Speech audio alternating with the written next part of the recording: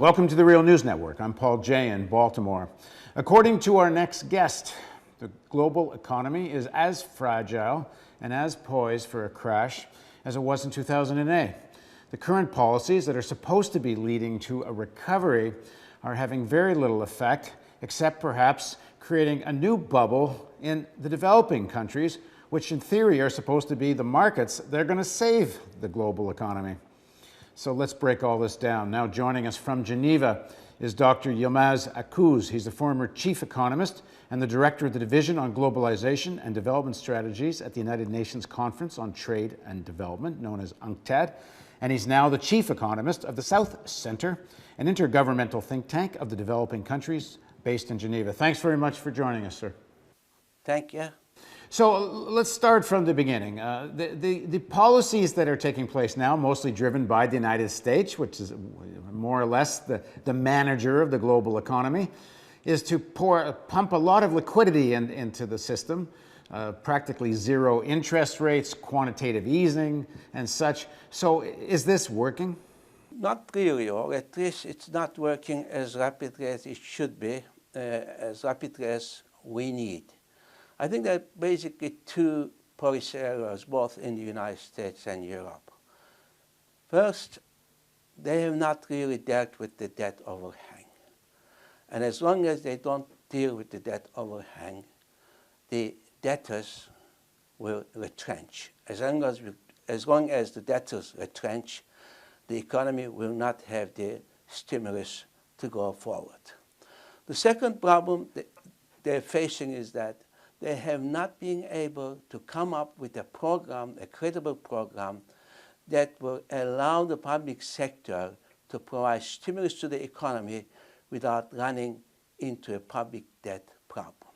When you say debtors, who are you talking about? I'm talking about, in the case of the United States, is the mortgage holders, of course. They're the ones who are indebted, the household sector, and they are trying to reduce their debt by cutting spending. And this is not what we need now. So what I suggested in my various presentations that you need a debt write-off, a significant transfer from creditors to debtors. Secondly, you need to be able to increase government spending without running into government debt trap. And the only way to do it is by printing money for deficit spending. And neither Europe nor the United States are willing to do that. So the first thing is this debt of households. When you're talking about this transfer, essentially you're saying is the mortgage holders, which primarily are the big banks, should simply forgive a big section of mortgage debt.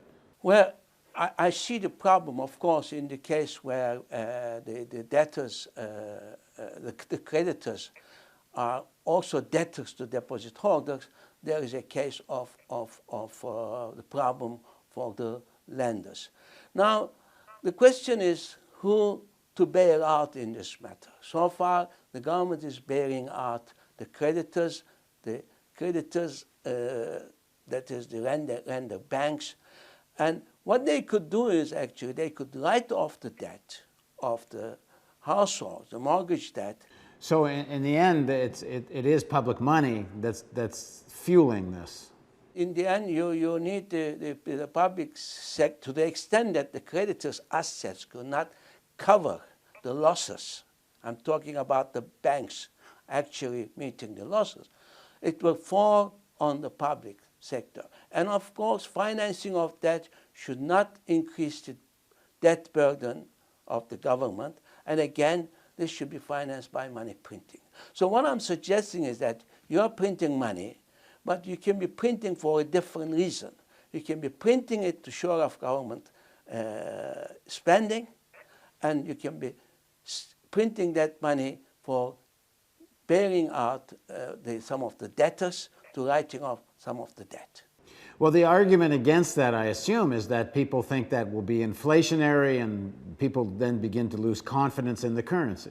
Why should it be inflationary to print money to increase government spending when the economy has underutilized resources and unemployment reaching 8% in the United States and 9 to 10% in Europe.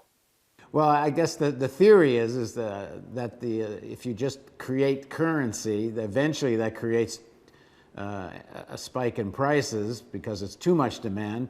But I think the argument most people give that don't like this idea is more that it undermines confidence in the money. Well, you see, the whole point is that the agenda is really set by financial market. The response to the crisis is set by the financial markets and still by financial orthodoxy.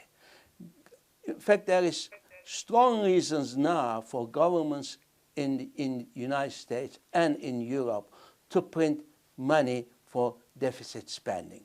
And in fact, no other time has the reason been so strong for doing such an action. If it's so simple, why don't they do it?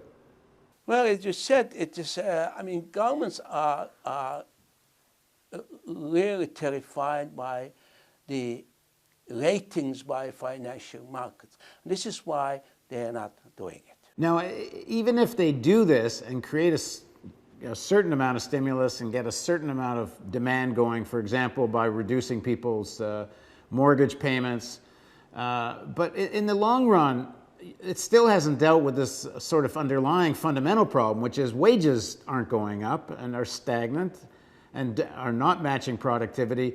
So in the long run, don't you have to address the issue of real demand?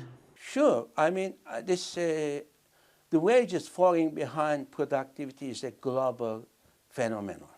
It is there in Germany, it is there in Japan, it's there in China. And this is the outcome of the increased competition among global working classes. And this means capital being footloose, capital being moving rapidly across the globe. The governments are competing to get more capital. You have a global reserve army of workers, and as a result, wages are falling behind productivity. Now, so far, Germany, Japan, and China have dealt with this situation, the problem of underconsumption this would imply, by exporting their unemployment abroad. And U.S. actually dealt with the situation by increased indebtedness of the outsourced sector to keep up consumption and property investment. As a result, you have a crisis in your hand. As a result, you have serious global imbalances. And in fact, the policies being followed both in Europe and the United States and Canada are all aimed at actually lowering wages. That's right. The wage cutting is actually the order of the day. It's just cutting government spending, cutting spending by the debtors, shoring up profits, shoring up incomes through wage cutting is a response. And that is actually self-defeating. Well, I guess their theory is that if they can get wages low enough in Europe and North America, then they're going to make their money by exporting to China and India and these developing markets. So in the next section of our interview, we're going to talk a little bit more about will the developing world's markets save the global economy. So please join us for the next segment of this interview on the Real News Network.